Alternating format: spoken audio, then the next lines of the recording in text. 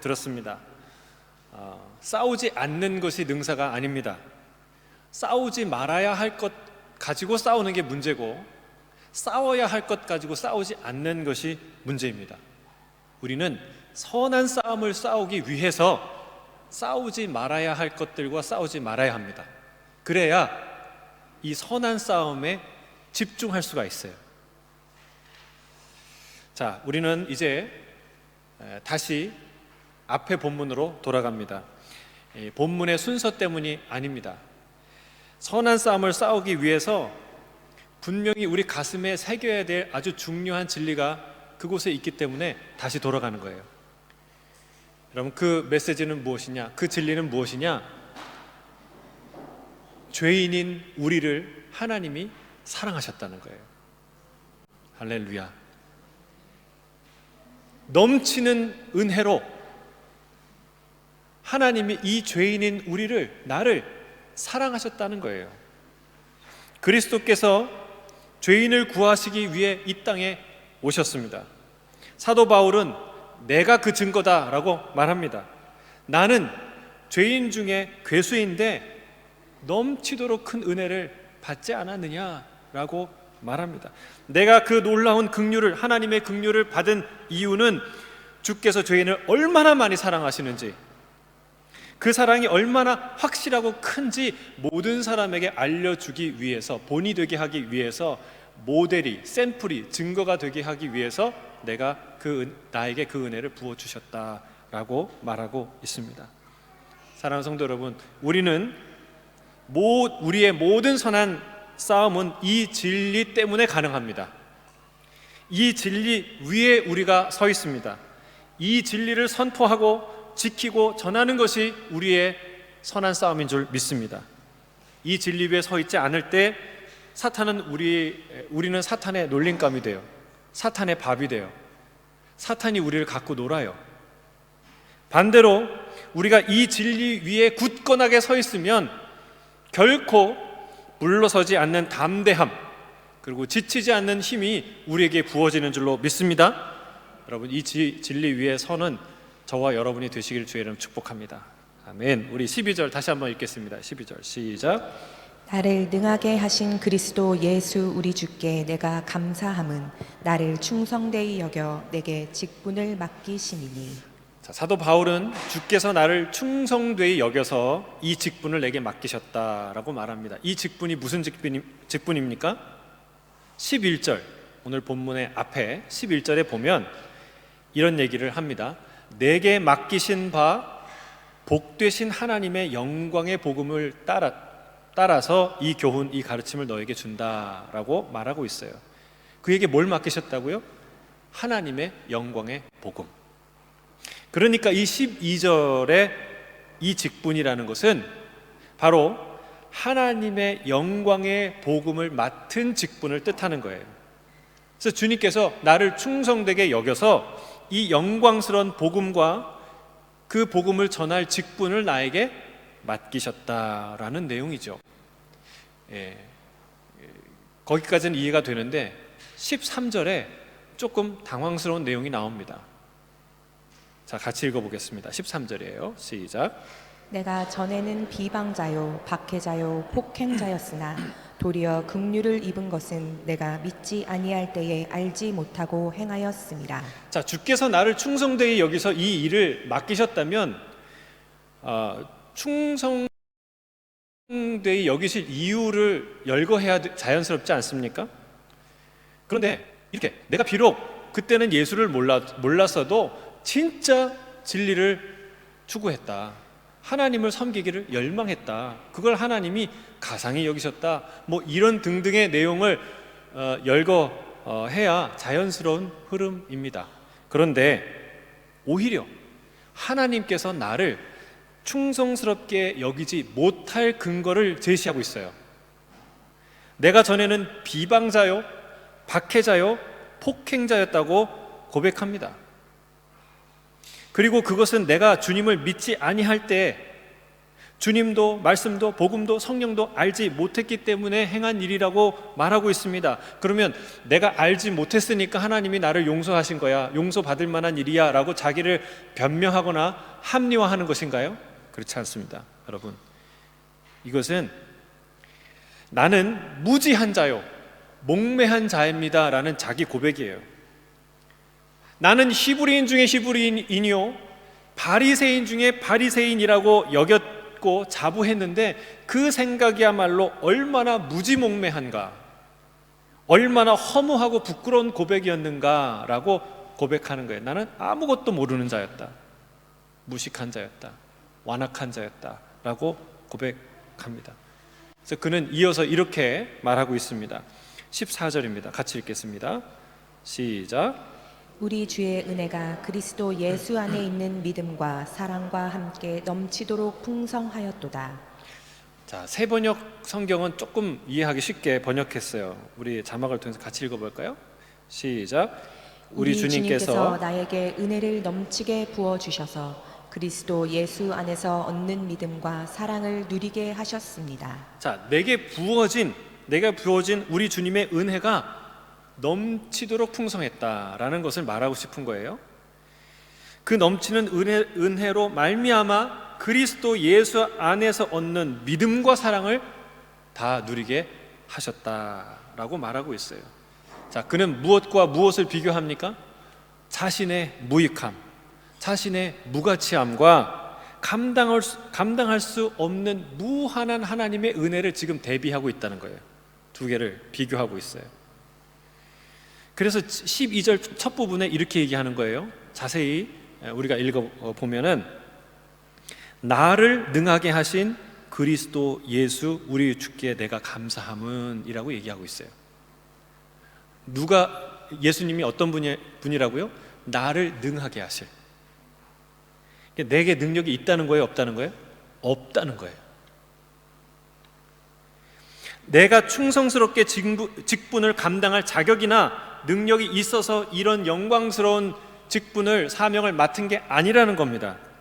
그가 나를 능하게 하신 거예요.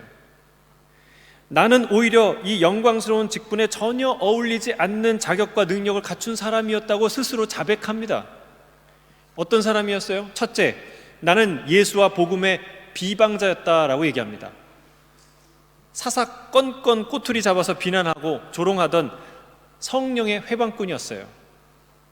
하나님의 아들을 비방한 용서받을 수 없는 신성 모독자였어요. 여러분 그거 아세요? 자꾸 이렇게 시비 거는 사람은요 평생 시비 겁니다. 그렇죠? 이게 좀 태도가 잘 안 바뀌어요. 그러니까 비방자는 계속 비방하게 돼 있어요. 나는 그런 사람이라는 거예요. 둘째, 나는 박해자였습니다. 박해자. 이름이 박해자가 아니라 박해하는 사람. 단지 비방만 하는 것이 아니다. 조직적으로 그들을 탄압하고 괴멸시키려는 모든 노력을 다했던 사람이에요. 하나님의 적대자여 용서받을 수 없는 원수였다는 거예요. 셋째, 나는 폭행자였습니다. 스데반이 돌에 맞아 죽을 때 그들의 옷을 맡았던 정말 적극적으로 그 폭력에 가담했던 자였고 리더였어요. 성도들을 잡아다 옥에 가두고 고문하고 죽이는 일을 서슴지 않았던 자였어요. 저 멀리 타국 다메섹까지 가서 믿는 자들을 잡아오려고 했던 그런 악한 폭행자였다는 것을 그가 고백합니다. 여러분, 나는 주님께 충성스러운 자가 아니라 오히려 사탄에게 충성스러운 자였다라는 얘기예요. 주님께 대하여는 회방꾼이요 극렬한 원수요 폭력을 주저없이 휘둘렀던 그런 강도 같은 자였다라고 자기를 말하는 거예요. 어떻게 여러분 생각해 보세요. 도대체 이런 자가 하나님의 은혜를 받을 자격이 있나요? 이렇게 사도라는 칭함을 받을 자격이 있습니까? 여러분, 내게는 이 사도 바울이 얘기하는 거예요. 내게는 선할 능력이 없다. 선을 행할 능력이 없는 존재였다라고 말하는 거예요. 이게 맞는 정확한 얘기예요. 여러분, 강도가 어느 날 열심을 내면 갑자기 성인 군자가 됩니까? 착한 사람이 됩니까? 아니에요. 강도가 열심을 내면 뭐 하냐면 강도짓해요. 더 심한 강도짓해요. 여러분, 사기꾼이 열심히 열심을 내면 갑자기 선해집니까? 착한 말 합니까? 아니에요. 사기꾼이 삘 받고 열심을 내면 뭐 하냐면 더 많은 사람을 더 크게 속여요. 여러분, 그렇게 나는 희망이 없는 존재였습니다 라고 고백하는 거예요. 나를 바꾼 분은 누구예요? 능하게 하실 주님께서 나를 바꾸셨다. 죄인인 나를 선택하시고 사랑하셔서 변화시키신 분이 오직 주님이십니다 라는 고백이에요. 바울은 그걸 아주 분명하게 깨닫습니다. 그리고 자신에게 이런 놀라운 긍휼을 부어주신 이유가 바로 모든 사람 앞에 거 봐라, 하나님이, 주님이 얼마나 죄인을 사랑하시는지, 얼마나 그 사랑이 진실한지, 얼마나 그 사랑이 이해할 수 없이 큰지 라는 것을 알려주는 모델로, 샘플로, 증거로 자신에게 은혜를 부어주셨다는 거예요. 할렐루야. 저는 저와 여러분이 그런 샘플이 되길 주의 이름 축복합니다. 그래서 오늘 부르신 거예요. 우리 15절 16절입니다. 같이 읽겠습니다. 시작. 이쁘다 모든 사람이 받을 만한 이 말이여, 그리스도 예수께서 죄인을 구원하시려고 세상에 임하셨다 하였도다. 죄인 중에 내가 괴순이라. 그러나 내가 긍휼을 입은 까닭은 예수 그리스도께서 내게 먼저 일체 오래 참으심을 보이사 후에 주를 믿어 영생 얻는 자들에게 본이 되게 하려 하심이라. 15절이 오늘 본문의 하이라이트입니다. 물론 17절의 찬양의 고백이 가장 영광스러운 표현으로 가득하지만 그 찬란한 영광을 드러낸 실체가 바로 15절이에요. 사도 바울은 말하는 거예요. 믿을만 하도다 모든 사람이 받을 만한 이 말이요, 그리스도 예수께서 죄인을 구원하시려고 세상에 임하였다 하였도다. 이게 사도 바울이 가장 하고 싶은 말이라는 거예요. 만천하에 선포하고 증거하고 싶은 메시지요, 외치고 싶은 찬양이라는 것입니다. 여러분, 그리고 그 뒤에 짤막한 한 문장을 덧붙이는데, 죄인 중에 내가 괴순이라. 따라하겠습니다. 죄인 중에 내가 괴순이라. 보통 이 말은 굉장히 유명한 말인데 어떤 맥락에서 이 말을 사용합니까? 자기의 벌레같이 연약한 자기의 이 죄됨, 추함을 말하는데 이 말을 사용하는데, 여러분 오늘 잘 보세요. 이 말이 어떤 말인지. 하나님의 예수 그리스도의 놀라운 사랑에 찬란하게 빛나는 복음 옆에 죄인 중에 내가 괴순이라 라는 말을 딱 붙였어요. 왜 붙였나요? 비교되게, 예수 그리스도의 사랑과 복음이 더욱 빛나도록 그 말을 붙여놓은 거예요. 누굴 사랑했어요? 죄인 중에 괴수인 나를 사랑하신 그 놀라우신 사랑, 그 놀라운 영광, 그 넘치는 은혜를 보라는 거예요. 이 두 가지를 그래서 딱 붙여놓은 거예요. 죄인 중에서도 저 밑바닥에 있는 죄인 중에 괴수인 나를 이토록 사랑하셨는데 하물며 당신이겠느냐라는 얘기예요. 그러니까 죄인 중에 내가 괴순이라 다음에 가로 열고 하물며 당신이겠느냐 가로 닫고, 이 말이 생략되어 있는 거예요. 이 복음의 방해자요, 해방자요, 박해자요, 폭력자인 나를 신실한 복음의 일꾼으로 바꾸어 사용하시는 그 주님을 보라는 거예요. 그 주님의 사랑과 은혜를 모든 사람에게 보여주고자 내게 긍휼을 입히신 게 아니냐라고 말하는 거예요. 그래서 그의 입에서 이런 찬양이 흘러나옵니다. 17절이에요. 17절 같이 읽겠습니다. 시작. 영원하신 왕 곧 썩지 아니하고 보이지 아니하고 홀로 하나이신 하나님께 존귀와 영광이 영원 무궁하도록 있을지어다. 아멘. 아멘. 아멘. 여러분, 편지를 쓰다가 찬양이 터져 나옵니다. 이런 경험을 해보셨나요? 우리는 여기서 사도 바울이 이 편지를 얼마나 진정성 있게 쓰고 있는지를 알게 됩니다. 그냥 건조한 마음으로 편지 하나를 쓰는 게 아니에요. 그냥 하고 싶은 말을 그냥 주섬주섬 담아 쓰는 게 아니라 얼마나 한 단어 한 단어, 한 문장 한 문장을 마음을 다해서 쓰고 있는지를 우리가 알 수 있어요. 갑자기 찬양이 터져 나와요. 제가 이제 연애할 때 편지를 쓰는데 갑자기 깜짝 놀랐어요. 분명히 편지였는데 시가 된 거예요. 물론 지금 다시 읽으면은 유치찬란한 글이죠. 그런데 내가 이렇게 어디 출판할 수도 없고 보여줄 수도 없고 이런 아름다운 글을 내가 썼나 할 정도로 그런 편지가 시가 되는 거예요. 왜 그랬어요? 마음에서 흘러나오는 거예요. 여러분, 이 사도 바울이 이 복음에 관한 이야기를 쓰면서 마음에서 흘러나오는 거예요. 이 놀라운 하나님의 긍휼과 자비와 사랑, 정말 찬양하지 않을 수 없는, 쓰던 편지를 멈추고 일어나서 하나님께 모든 영광을 돌리지 않을 수 없는 그 놀라운 사랑을 지금 선포하고 있다는 사실이에요. 죄인을 사랑하신 예수의 그 마음이 그의 영혼을 휘감아 찬양의 고백에 터져나오지 않을 수 없게 된 것이죠.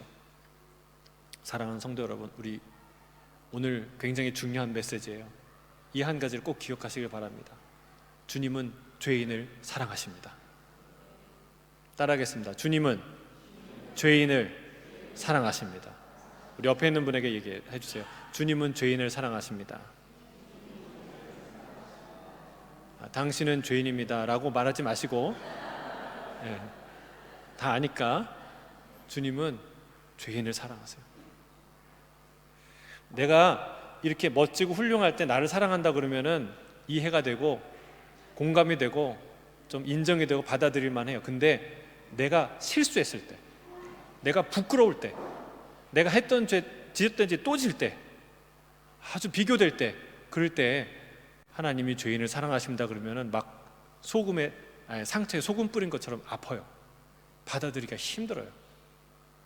여러분, 그 얘기를 하는 거예요. 그 얘기를 하는 거예요. 주님은 죄인을 사랑하십니다. 주님은 내가 의인을 부르러 온 것이 아니요 죄인을 불러 회개시키러 왔다 말씀하세요.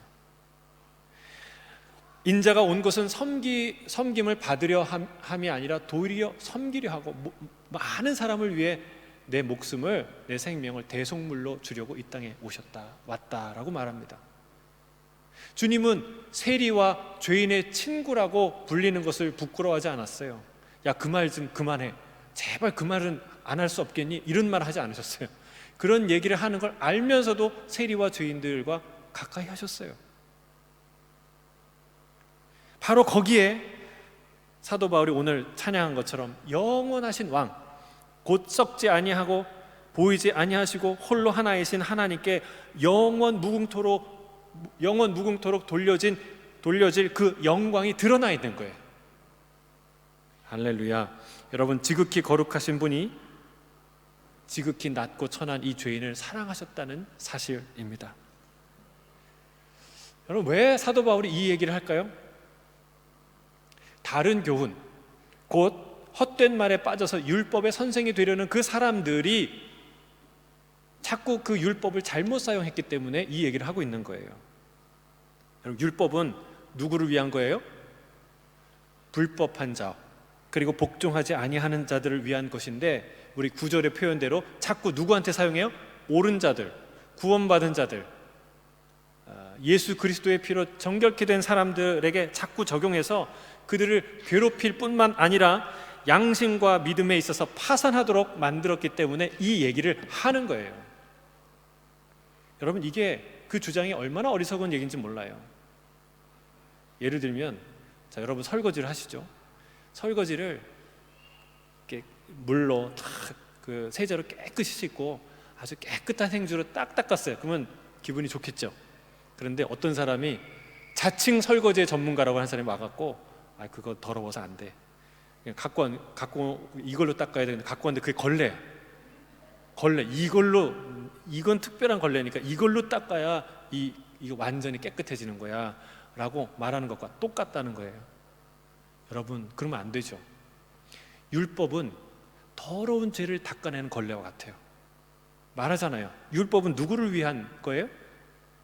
불법한 자들, 복종하지 않는 자, 경건하지 않는 자, 부모를 죽이는 자, 음행하며 남색하는 자, 살인하는 자, 거짓말하는 자, 바른 교훈을 거스르는 자들을 위해 준비된 걸레라는 거예요. 이미 그리스도의 피로 정결함을 받은 자는 다시 닦을 필요가 없고 다시 닦아서는 안 되는 줄 믿습니다. 아멘이 적으신데요. 여러분, 그리스도의 피로 정결하게 된 사람은 다른 무엇으로 닦을 필요 없는 줄로 믿습니다. 확신을 가지세요. 여러분, 제가 근데 이 드리는 말이, 그러면 여전히 우리 안에 있는 죄와 연약함과 허물은, 그러면 그 허물에 대해서 무감각해져도 된다는 말입니까? 아니에요. 그게 아무렇지도 않다는 말이 아닙니다. 사실은 정결함을 입은 사람은 그 죄에 대해서 더 예민하게 반응할 수밖에 없어요. 여러분, 이 얘기예요. 복음에 초점을 맞춰야 한다는 거예요. 복음의 진짜 초점이 뭐냐? 여러분, 복음의 진짜 초점은 하나님이 죄인을 사랑하신다는 거예요. 하나님이 죄인을 사랑하신다.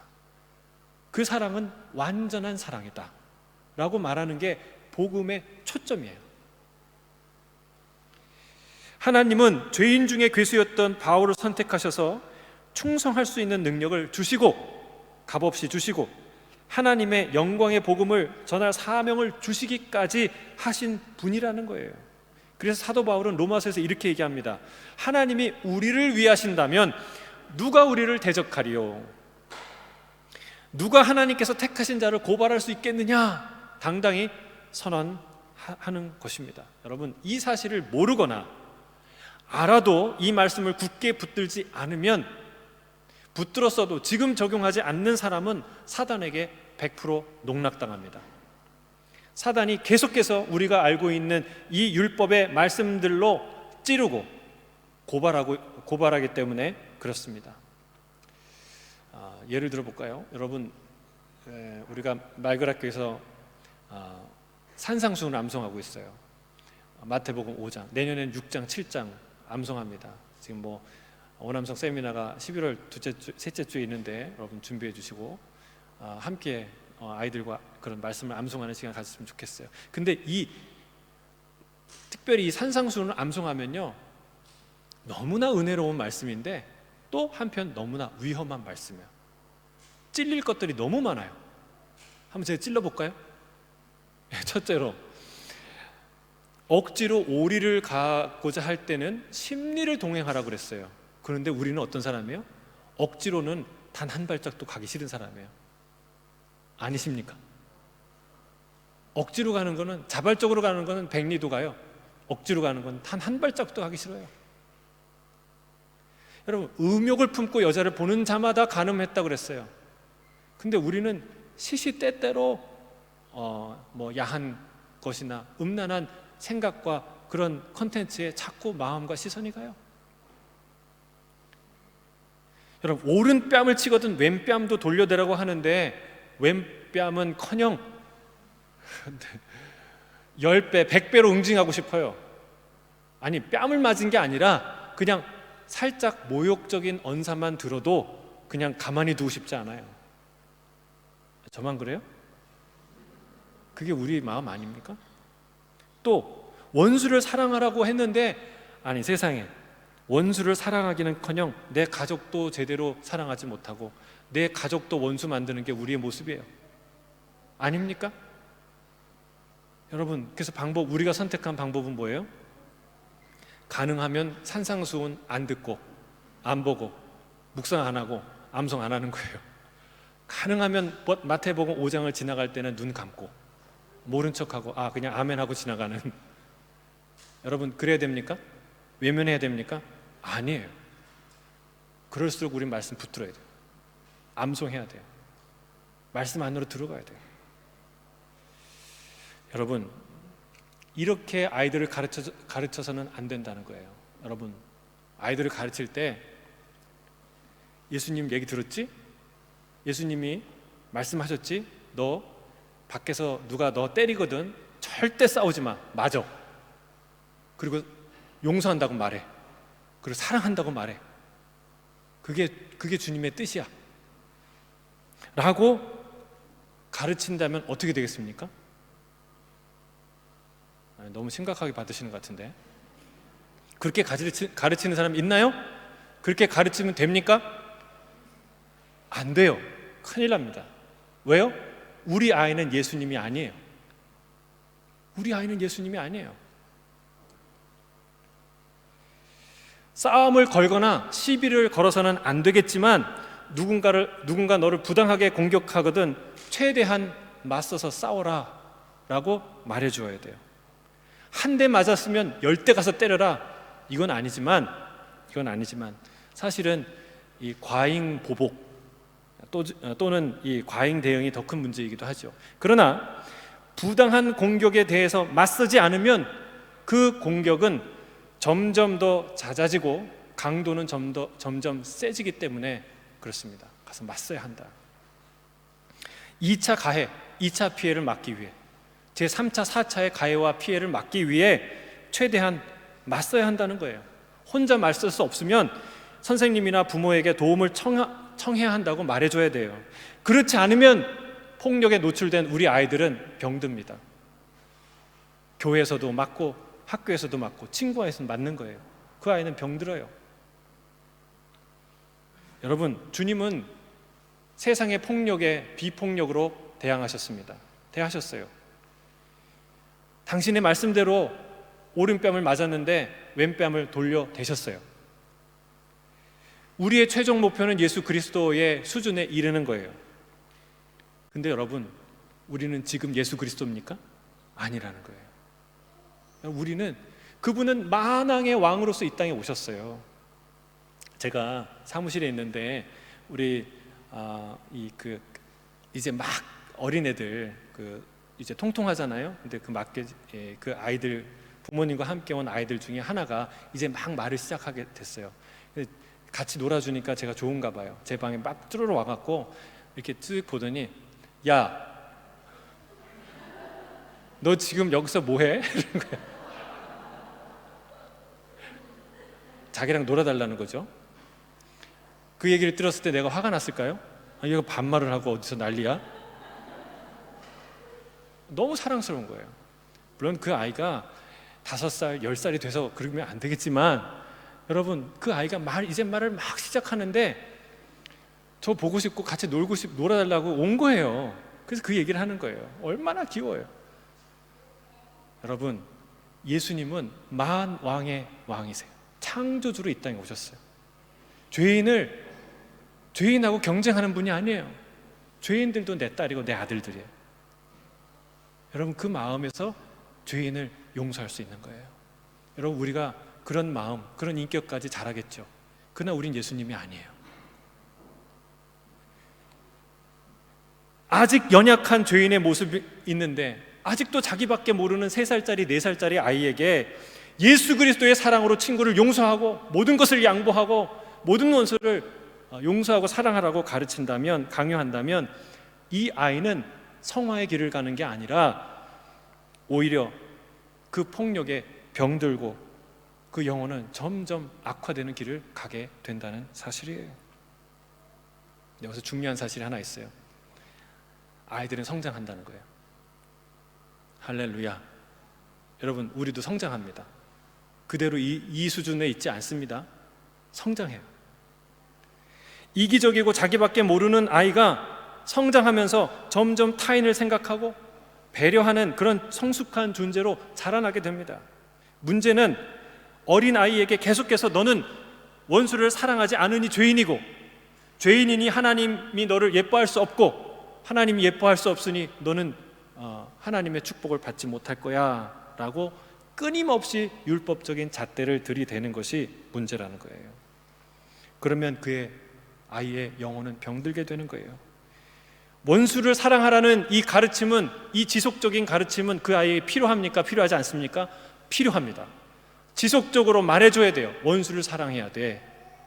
그러나 이 말씀이 그 아이를 성숙으로 인도하는 끈이 되어야지, 그 아이를 찌르고 때리는 채찍이 되어서는, 가시가 되어서는, 칼이 되어서는 안 된다는 거예요. 여러분, 그러면 이 두 가지의 차이는 무엇을 만듭니까? 무엇이 이 두 가지의 차이를 만듭니까? 똑같은 말씀인데 그게 바로 사랑이라는 거예요. 사도 바울이 오늘 그 얘기를 하는 거예요. 그 얘기를 해요. 아이가 자신의 연약함과 잘못을 인지하면서도 그 말씀이 자신을 찌르는 가시나 칼이 되지 않고 오히려 성장으로 이끄는 끈이 되는 것은 내가 여전히 사랑받는 존재이며 사랑스러운 존재라는 것을 깨달을 때, 확신할 때 그렇게 된다는 사실이에요. 여러분, 이거는 이론으로 얻어지는 게 아니에요. 실제 관계를 통해서 얻어지는 거예요. 실제 관계를 통해서 엄마 아빠의 사랑을 통해서 알게 되는 거예요. 분명히 내가 잘못을 했는데, 엄청난 잘못을 했는데 맛있는 저녁상이 차려져요. 내가 분명히 막 집에서 쫓겨날 잘못을 했는데 내일 아침에 엄마가 웃는 얼굴로 내 이름을 불러요. 여러분, 그런 경험들을 통해서 이 사랑이 체험되고 알게 되는 거예요. 사도 바울이 말하는 것이 바로 이 지점이에요. 그는 하나님의 실제적인 사랑을 경험했어요. 하나님의 무한한 사랑을 실제로 경험한 사람이에요. 죄인 중에 괴수 같은 가망이 없는, 여러분, 이 죄인이 하나님이 은혜를 부어주시면 죄 짓는 것밖에 더 하겠어요? 제가 어디 그 라디오 대담 프로그램 얘기를 듣다가 들은 얘기예요. 유럽의 폴란드인가요? 어느 나라에 젊은 나이에 술집에서 맨날 술만 먹다가 죽은 사람이 있대요. 청년이. 근데 가서 그 청년이 이렇게 장례를 치르는데 갑자기 그 관이 막 뚝뚝 소리 나더니 열어보니까 그 청년이 사는 거예요. 막 그냥 대서특필되고 뉴스에 나오는데, 근데 결국 그 청년이 어디 간지 아세요? 또 술 먹으러 갔대요. 여러분, 이게 인간이에요. 여러분, 성경을 보세요. 우상 숭배하는 그 죄 때문에 심판받았는데 또 결국은 우상 숭배하잖아요. 이게 죄인에게 은혜를 베풀면 또 죄 짓는 데 써요. 그러니까 그런데 바울은 그렇지 않은 거예요. 이 죄인에게 하나님이 은혜를 주셨는데 말할 수 없는, 선을 행할 수 없는 내게 선을 행할 수 있는 은혜까지 부어주셔서, 능력까지 부어주셔서 내가 이 사명을 감당케 하셨다는 거예요. 그 사랑을 경험한 거예요. 무한한 사랑을. 여러분, 성경에는 이런 얘기들로 가득합니다. 그게 신약에만 나왔나요? 바울에 국한된 얘기입니까? 아니에요. 제가 요즘에 창세기를 보면서 와, 창세기가 이런 사랑의 이야기로 가득하구나를 알게 됐어요. 여러분, 창세기를 보면서 특별히 아브라함, 이삭, 야곱, 그리고 12아들로 이어지는 이 얘기를 읽으면서 무엇을 느끼셨습니까? 저는 하나님의 사랑이 얼마나 일방적인 사랑인지, 얼마나 이해할 수 없는 사랑인지 알게 됐어요. 여러분, 하나님이 아브라함을 어느 날 갑자기 찾아오십니다. 일방적으로. 그리고 약속하시는 거예요. 내가 너를 복이 되게 하겠다. 내가 가나안 땅을 주고, 그리고 많은 후손의 아버지가 되고, 그리고 열국의 아버지가 되게 하겠다. 너는 복이 돼서 너를 축복하는 사람은 복을 받고 너를 저주하는 사람은 저주받게 될 것이다 라고 얘기해요. 아브라함이 뭘 잘했나요? 뭘 드렸나요? 뭘 간구했나요? 아니에요. 일방적인 약속이고 일방적인 사랑이라는 거예요. 그 많은 이야기들 중에 다 그런 얘기예요. 한 가지만 얘기를 한 가지만 예를 들어보겠습니다. 아브라함의 아내가 절세 미인이었어요. 사라가. 그래서 가는 곳마다 나를 죽이고 아내를 뺏어갈까 봐 두려웠어요. 그래서 뭐라고 얘기하고 다녔냐면, 이 여인은 내 누이다. 그리고 아내한테도 부탁했어요. 당신은 내 아내라고 얘기하지 말고 누이라고 얘기해 주세요. 이렇게 부탁했어요. 근데 그랄에 살 때 아비멜렉 왕이 그 얘기를 듣더니 사라를 데려갑니다. 자, 어떤 상황인가요? 한 남편으로서, 남자로서, 가장으로서 어떤 상황인가요? 철저한 실패예요. 무능력, 무기력이에요. 아니, 자기에게 피해가 올까봐 아내를 아내라고도 말 못하고, 멀쩡히 있는 아내, 하나밖에 없는 그 아내를 지켜내지도 못하고. 여러분, 그리고 하나님이 엄청난 후손을 주겠다고는 그 언약도 물 건너가는 그런 상황이에요. 자력으로는 아무것도 할 수 없는 상황이에요. 정말 초라하고 비참한 상황이에요. 근데 하나님이 이 상황을 180도 바꾸도록 만드십니다. 어떻게 해서요? 아비멜렉의 꿈에 나타납니다. 너 그 여인 때문에 너는 죽게 될 거야 라고 얘기하니까 아비멜렉이 그냥 얼굴이 하얘지는 거예요. 아니 누이라고 해서 데려왔지 저 아내인 거 절대 몰랐어요. 그러니까 내가 알아. 그러니까 빨리 돌려줘. 그러니까 어떻게 합니까? 그 다음 날로 양과 소와 가축들과 노비들과 그리고 은 1000개를 줘서 그 수치를 면하게 합니다. 그리고 아브라함에게 쟤는 내 선지자야. 기도를 축복을 부탁해. 가서 축복해 달라고 그러니까 그 가정에 태가 열리는 일이 일어나요. 그러니까 여러분, 한 남편과 한 남자로서 한 신앙인으로서도 무기력하고 철저히 아무것도 실패할 수밖에 없는 상황을 하나님이 180도 바꾼 거예요. 그가 명성이 있는 유명한 존귀한 자처럼 여기게 만들어 주신 거예요. 그에게 명성과 부를 주셨어요. 마치 하나님이 존귀하게 여기는 거룩한 선지자처럼 만들어 주셨어요. 여러분, 그가 무슨 금식 기도를 40일 했나요? 아니에요. 다 이런 식이에요. 창세기를 읽어보세요. 그 가정사를 읽어보세요. 이삭은 좀 낫나요? 똑같은 죄를 짓죠. 똑같은 허물이 있습니다. 야곱은요, 태어날 때부터 싸우던 형제끼리 싸웠는데요, 끝까지 싸워요. 속이고 속는 인생을 살아요. 그럼 그 아들들은 좀 낫나요? 아니에요. 정말 고개가 절레절레 흔들 만큼 그 아들들은 싸우는 정도가 아니라 서로 죽이다 못해 그 막내 동생을 애굽에다가 인신매매를 해요. 자기 친동생을. 세상에. 그리고 그들은 세겜과 그 부족의 남자들을 다 속여서 다 남자들을 죽이지 않습니까? 그리고 유다는 참 예수님의 조상이라고 하는 유다는 여러분 부끄럽게도 자기의 며느리를 창녀인 줄 알고 가서 동침을 하고 또 아이를 낳아요. 또 그 아이를 자기 아들로 맞아들여요. 그러니까 여러분, 한 가정에 있을까 말까한 드라마나 있을까 말까한 막장 드라마가 이 가정 안에 그대로 노출돼요. 무슨 뜻입니까? 제가 이번에 설교하는데 힘들었어요. 욥기를 설교할 때보다 더 힘들었어요. 여러분, 욥기 설교해 보셨습니까? 이런 가정에서 우리가 하나님이 뭐를 우리에게 말씀하시는가? 여러분, 딱 한 개밖에 없어요. 뭐예요? 이해할 수 없는 사랑, 일방적인 사랑, 포기하지 않는 사랑, 하나님의 사랑. 여러분, 그게 아브라함과 이삭과 야곱과 그 아들들의 이야기예요.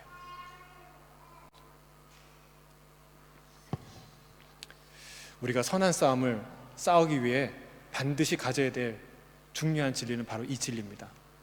하나님이 죄인을 사랑하신다는 거예요. 어떻게 사랑해요? 일방적으로, 무한히 사랑하신다는 거예요.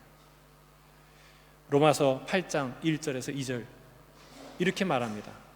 그러므로 이제 그리스도 예수 안에 있는 자에게는 결코 정죄함이 없나니 이는 그리스도 예수 안에 있는 생명의 성령의 법이 죄와 사망의 법에서 너를 해방하였습니다.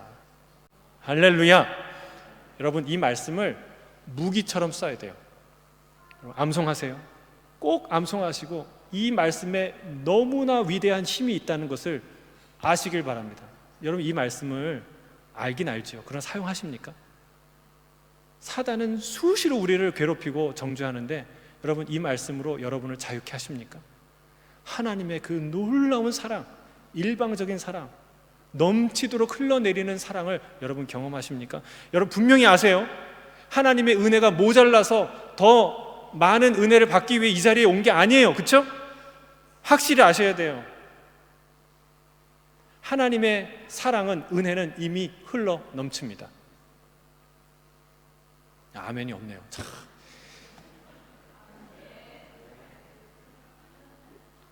그래도 우리가 뭔가 부족한 것 같죠? 그럼 그거는 착시 현상이라는 거예요. 오늘 그 얘기를 하는 거예요. 내 인생에 흘러 넘친 부인할 수 없는 그 놀라운 사랑, 현저한 사랑, 위대한 사랑, 영원하신 그 하나님의 영광이 되는 그 위대한 사랑을 사도 바울이 말하는 거예요. 죄인 중에 괴수인 나를 사랑하신, 살리신 그 사랑을 지금 목소리 높여서 선포하고 외치고 있는 거예요. 여러분, 이 말씀을 꼭 암송하시고 무기로 삼으세요. 그래서 저희가 암송하는 이유는 딱 한 가지예요. 이런 무기를, 영적인 무기를 아이들에게, 성도들에게 주어주고 싶은 거예요. 여러분, 그러면 승리할 수 있어요. 이 말씀을 꼭 암송하세요. 또 로마서 8장, 그것도 다 암송하면 좋은데 8장 31절, 32절, 38절, 39절 우리 같이 자막을 따라 함께 읽겠습니다. 시작. 그런즉 이 일에 대하여 우리가 무슨 말하리요? 만일 하나님이 우리를 위하시면 누가 우리를 대적하리요? 자기 아들을 아끼지 아니하시고 우리 모든 사람을 위하여 내주시니가 어찌 그 아들과 함께 모든 것을 우리에게 주시지 아니하겠느냐? 내가 확신하노니 사망이나 생명이나 천사들이나 권세자들이나 현재 일어나 장래일이나 능력이나 높음이나 깊음이나 다른 어떤 피조물이라도 우리 주 그리스도 예수 안에 있는 하나님의 사랑에서 끊을 수 없으리라. 아멘. 할렐루야. 여러분, 이 믿음을 가지시길 바랍니다. 이 믿음이 없으면, 이 지식이 없으면, 이 사랑 위에 굳게 서지 않으면 우리는 선한 싸움을 싸워 나갈 수 없어요. 팡팡 쓰러져 넘어져요. 맨날 지쳐요. 여러분, 백전백패인 거예요. 여러분, 이 믿음이 우리를 능히 죄와 사탄에 맞서 싸울 수 있게 할 줄로 믿습니다. 이런 확신과 믿음 가운데 거하여 어떤 헛된 가르침에도 사탄의 정죄에도 흔들리지 않는 선한 싸움에서 승리하는 저와 여러분이 되시기를 주의 이름으로 축복합니다. 아멘. 기도하겠습니다. 사랑하는